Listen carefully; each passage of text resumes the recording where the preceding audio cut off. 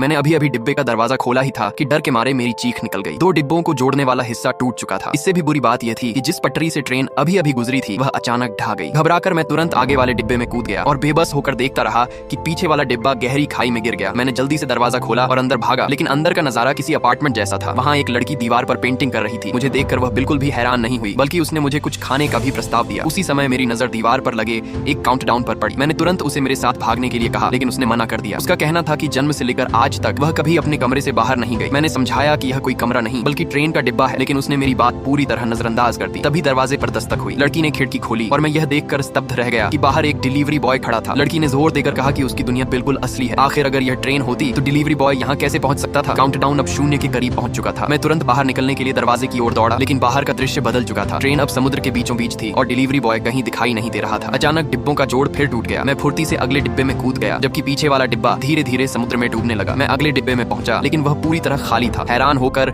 मैं डिब्बे के आखिर तक गया। जैसे ही बाहर निकलने वाला था, मेरी नजर अचानक एक आदमी पर पड़ी जो चुपचाप बैठा हुआ था। मैं डर गया और तुरंत वहां से निकलने का फैसला किया, लेकिन जब मैंने बाहर देखा तो ट्रेन अब बर्फ से ढके एक ऊंचे पहाड़ पर पहुंच चुकी थी। ये आखिर कैसी रहस्यमयी ट्रेन